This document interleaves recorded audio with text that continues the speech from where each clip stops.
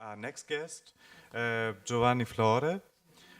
He works with Fabrica, the Benetton's Research Communication Center, organizing the Benetton Live Windows. This is a project which integrates diverse technologies for interactive experiences in the public space. And among other activities, he currently heads a network of digital signage comprising about 120 Benetton stores across the world. Kalispera, everybody. Hello. I'm talking here not on behalf of the brand I work with. I'm talking as an independent experience design researcher. And I led this experimental project between 2010 and 13, which was called Benetton Live Windows, a project for designing experiences in front of the store. Actually, this is not a piece of art. It may consider the piece of design. It's a front store. I'm not supposed to talk about the difference between art and design, but both face a similar concern, attention or lack of attention. Here we see a lack of attention by passers-by. Whereas art translate attention into relevance, design translate attention into business. Here we see no attention and no business. So we tested many solutions. Here we see one. We had this kind of test openly on the store. We installed two media walls just on the sidewalk, just behind the glass of the store window. But those billboards, like those are used to see on top of a building, were installed on the site height, and thanks to a sensor, a webcam were transformed into an interactive surface. And we tested this application where you basically move your body, and this movement splits your image in the three fundamental colors. And this was the result. So the store turns into a magnet for attention, gaining attention from the crowd passing by. We are in Barcelona here. 1 million person a month passing in front of the store, subtracting attention from the other store, from our competitors, injecting relevance to the people in front of the digital surface, and creating something like a street performance. And this is the whole story of Colors of Movement, the name of this application. Can we have some more sound, please? Colors of Movement, as you may see, is basically utilize this language in all situations, in all cities where we developed it. It was in Barcelona, in Munich, in Milan, in Paris, in London, in New Delhi, in Shanghai. And without the need of any instruction, everybody was able to understand what to do. Just move your body to trigger the effect of looking at your of your image split in the three colors. But the real show occurring on the street wasn't on the video wall, but was really on the people, single people or groups of people acting this way, in this silly way, to create this performance occurring all the time. So the bodily movement was our first paradigm to create some experiences in front of the store.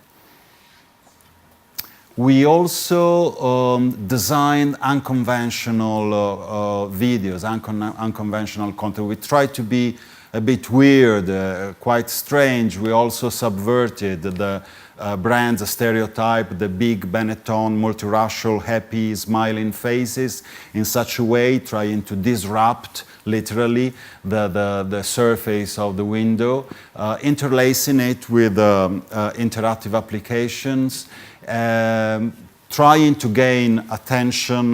We are in Milan, in the Duomo Square here, trying to gain attention and created these huge backdrops for people to interact with or to make picture with, to have selfies, something like this. This is a show. This is a show with an actor. Somebody put in his face into a model shape. The stage is the storefront, and we have an audience sharing this experience. So this is a show occurring all the time in many cities where we developed it. And actually the show, the very show is not the experience you can enjoy on the media walls, but this relationship between the actors and the audience, and also this way of laughing and using the positive mood, the sharing with experience in the public space, was a way of creating ephemeral relationship with people on the street. Because this is our second paradigm, we are living in a society of the spectacle.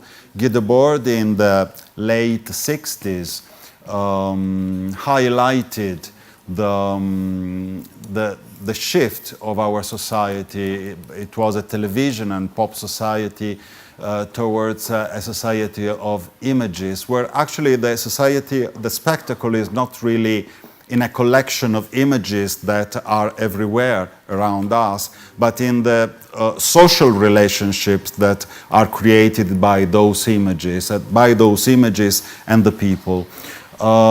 So I think now marketers as me, we are quite horrible people because we absorb also the most radical paradigm to turn into what is more useful to our concept. But actually, this concept really fits in what we live currently. Much more than before, we live in a society of the spectacle, where the very spectacle is not the show itself, but being part of the show. And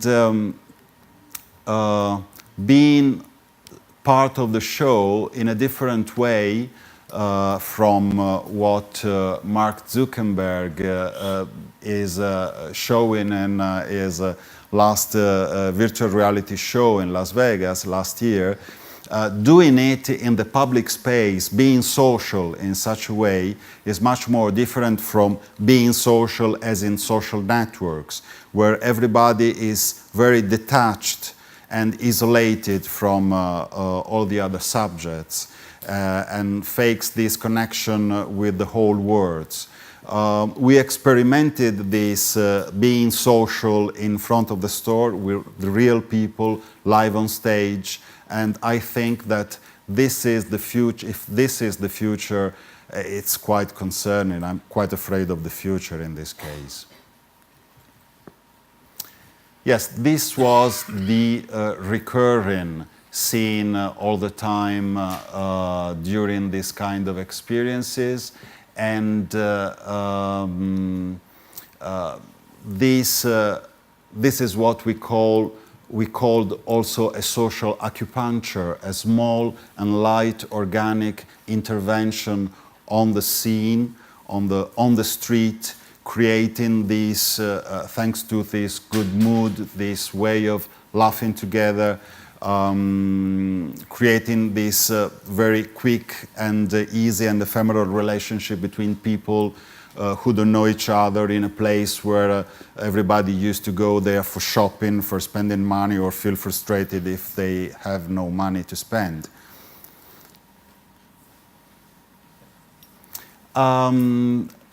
This is the second paradigm we adopted.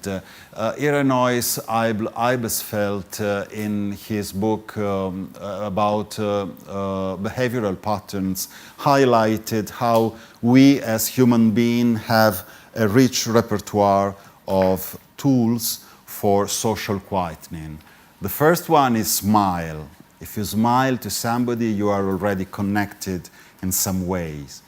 And the second one, very strong, is children. Children are just the presence of children or the semblance of children has the power of lowering social aggressiveness.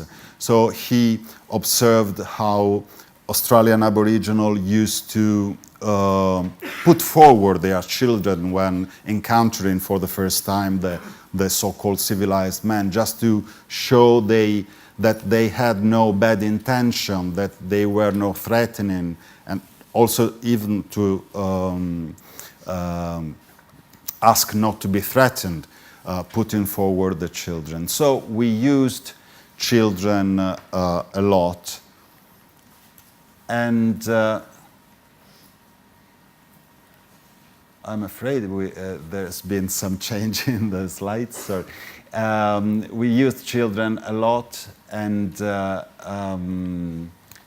as in this case, sorry, I will go.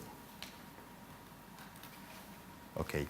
As in this case, in this application, we leverages this way of integrating children, play, adults looking at the children playing, and adults playing like children in a general experience that spread a halo of good mood, of positive thinking, and also for our interest lowered the barriers against the persuasive communication. So the brand and the store created this framework for producing these kind of experiences.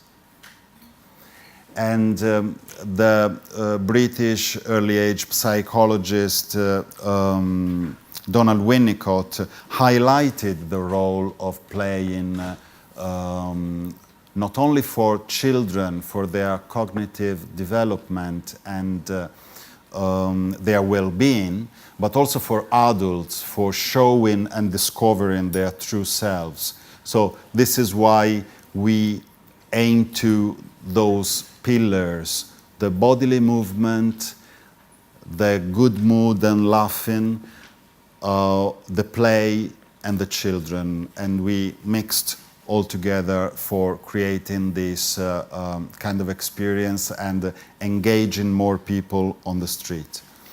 But I want to make also this nice mood of my storytelling about children play and having fun, to recall the fact that not all the children play or laugh.